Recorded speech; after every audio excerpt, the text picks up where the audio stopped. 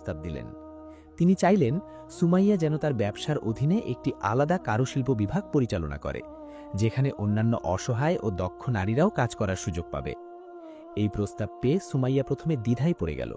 সে একজন সাধারণ নারী, এত বড় দায়িত্ব সে কিভাবে পালন করবে? সুমাইয়া ফাতেমার সাথে পরামর্শ করল।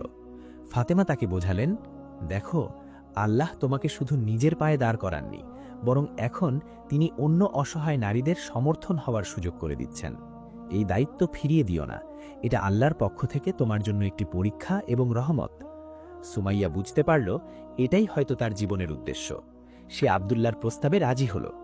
আব্দুল্লাহ তাকে তার ব্যবসার পাশেই একটি বড় ও সুন্দর কারখানা তৈরি করে দিলেন। সেখানে সুমাইয়া তার মতো আরও অনেক নির্যাতিতা, বিধবা ও অসহায় নারীদের খুঁজে এনে কাজের সুযোগ দিল। সে তাদের শুধু সেলাই শেখাত না, বরং নিজের জীবনের অভিজ্ঞতা থেকে তাদের ধৈর্য ধরতে, পরিশ্রম করতে এবং আল্লাহর উপর ভরসা রাখতে শেখাত। অল্প সময়ের মধ্যেই সুমাইয়ার কারখানা জ্ঞানের ঘর নামে পরিচিতি লাভ করল। সুমাইয়া এখন আর একজন মাজলুম নারী নয়, বরং বহু নারীর অনুপ্রেরণা ও আশ্রয়স্থল। একদিন এক অভাবী, অসুস্থ বৃদ্ধ তার কারখানার দরজায় ভিক্ষার জন্য এসে হাজির হল। তার পরনে ছিল জীর্ণশীর্ণ পোশাক, শরীর ছিল দুর্বলতায় নুয়ে পড়া। সুমাইয়া নিজে এসে তাকে খাবার ও কিছু অর্থ দিলেন। বৃদ্ধ লোকটি যখন সুমাইয়ার মুখের দিকে তাকালো, তখন সে চমকে উঠল। এই তো সেই চাচা কাসিম। সে সুমাইয়াকে চিনতে পেরে লজ্জায় ও ভয়ে মুখ নিচু করে ফেলল। তার চোখে ছিল অনুশোচনার জল। সে ভেবেছিল সুমাইয়া হয়তো আজ তার উপর প্রতিশোধ নেবে, তাকে অপমান করবে। নিজের চাচা কাসিমকে এমন করুণ ও অসহায় অবস্থায় দেখে সুমাইয়ার বুকের ভেতরটা মোচড় দিয়ে উঠল। তার মনে প্রতিশোধের আগুন জ্বলে ওঠার পরিবর্তে এক গভীর করুণার জন্ম হল। সে বুঝতে পারল আল্লাহ নিজেই সবচেয়ে বড় বিচারক এবং তিনি কাসিমকে তার কর্মফল দেখিয়ে দিয়েছেন। কাসিম ভয় কাঁপতে কাঁপতে বলল, মা সুমাইয়া, আমাকে ক্ষমা করে দিস। আমি তোর উপর অনেক জুলুম করেছি।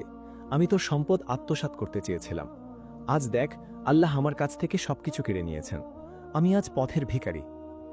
সুমাইয়া শান্তভাবে বলল, চাচাজান, যা হয়ে গেছে তা নিয়ে আমি আর কিচ্ছু মনে রাখিনি। আমি আপনাকে অনেক আগেই ক্ষমা করে দিয়েছি। আমার রব আমাকে শিখিয়েছেন ক্ষমা করা উত্তম। আপনি আমার সাথে ভেতরে আসুন।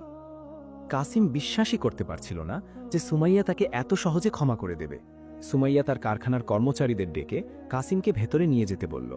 তাকে পরিষ্কার পোশাক পরানো হলো, পেট ভরে খেতে দেওয়া হলো এবং তার চিকিৎসার ব্যবস্থা করা হলো। সুমাইয়া শুধু তাকে আশ্রয় দিল না, বরং তার কারখানাতেই তাকে একটি সহজ কাজ দিল, যাতে সে সম্মানের সাথে নিজের জীবন চালাতে পারে। কাসিম তার বাকি জীবনটা সুমাইয়ার আশ্রয়ে, নিজের কৃতকর্মের জন্য অনুতপ্ত হয়ে এবং আল্লাহর কাছে ক্ষমা চেয়ে কাটিয়ে দিল।